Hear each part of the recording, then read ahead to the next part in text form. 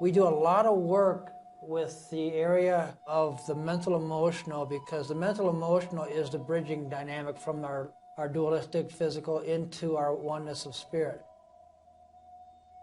We can get tripped up in there because our beliefs and our whole function of all that physical aspect can literally lock us up to where we cannot connect with the oneness of our own God within us.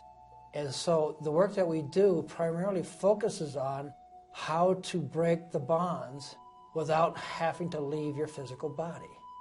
And one of the ways that we do that, and a lot of the work that we do here has a shamanic or an energetic orientation to it, and it helps to use some of these very traditional methods to be able to get beyond these beliefs, these memories, things that are so embedded in that literal aspect of our life and of our level of consciousness. And so we use alternate ways of being able to bypass some of these blocks that we have to get more insight, more awareness. And what we've found in our own lives is that this has greatly expanded our appreciation of our life, our ability to live what we call the good life, to enjoy ourselves, to enjoy our being, to expand our humanity, to connect more directly with spirit, to have direct revelation and insight. And what the Native Americans would say is to walk the beauty way. And so that's really what our focus is here. We use a lot of different modalities because there is no one way to do something to get to the hub of any situation. There are things that we use. Sometimes they'll work, and then sometimes they won't. When they're not working and you need another means, it's like somebody's doing construction on this road. I got to go and take a detour. Sometimes we need to take the detour to get to what we need to see. And sometimes we cannot see through our own filter. It needs to be seen from an outside source. So sometimes we need help being able to see that which we cannot. But then the beauty of it is when we have that ability to have it shown to us, then we have something we can do with it. And we are our own blocks. We have the ability to hide anything from ourselves, and we're very good at it. We're very sneaky that way. So one of the things that we work with people is helping them come to awareness of subconscious beliefs that they hold that are keeping them from being able to have the full expression of who they are and what they want. People come and they express frustration because they're in a rut and they can't make things happen. Well, we'll use different techniques to be able to find out, okay, what is behind that?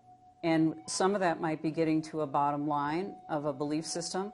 Another part of that may be looking at energetically and simply within their human energy field, what blocks might exist that we can remove, that we can extract, that we can pull out, so that the energy is flowing better. So we tackle this from a number of different levels. In the same way that one therapeutic method works for one person and not another person, or even doesn't work for the same person all the time, we take an approach to have as many different types of experiential activities as possible that can open people to that higher self, can open those gateways to allow transformation and change to happen. And we do it, and we try to have as much fun as we can. We offer on a regular basis different kinds of drumming. We do African djembe drumming, and Jim and I create our own unique rhythms using the djembe. We have djembes here that people can use if they don't own them, and we make it very accessible. You don't have to have experience before coming here. And we make it as non-intimidating as possible so people can really get the enjoyment out of drumming and drumming within a drum circle. And hand drumming is incredibly therapeutic. along the line of drumming is that drumming is primal energy. It's been used for ages for spiritual ceremonies and connecting and grounding ourselves, as well as taking us out on these expansive journeys. So the drum itself carries such an energy of transformation. They've used it in there's many studies that have been taken and done on the power of drumming to transform and move energy through people with using it with PTSD and all these other types of addictions. And so they've been doing this now for quite some time. There's a lot of research on the internet that shows how drumming can transform this. And we have people who come into our drum classes, they had a bad day, and nothing just seems to be working. And we got a 2-hour drum class, we drum for a while, and all of a sudden you can literally watch the transformation in their body. All of a sudden they become animated again, and all these things seem to melt away. Well, what they've done is they've given it to the drum has taken it back to the earth, and the earth has transformed it back to what it needs to be, energy.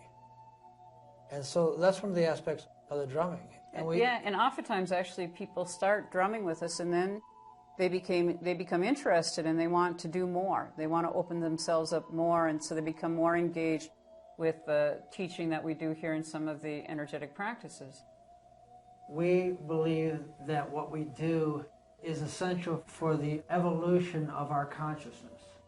I think what we bring is another spoke to the hub that can add to the whole.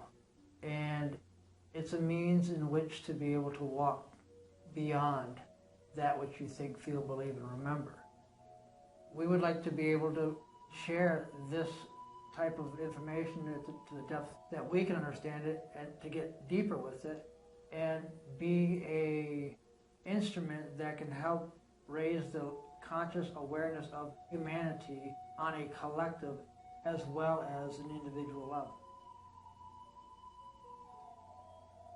We feel very secure in our mission and our purpose in terms of helping people to connect stronger with their higher selves.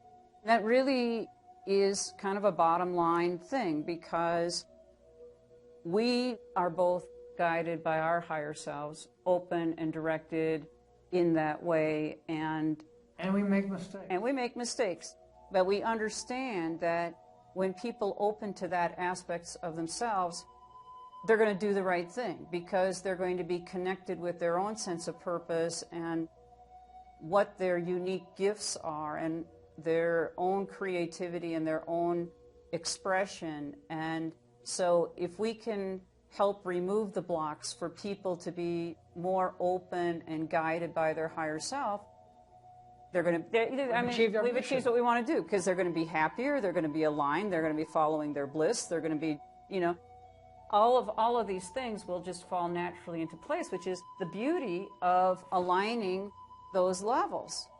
Is really you don't have to do anything more than that, because what needs to happen is going to appear, and you're going to know what it is that you need to do going forward.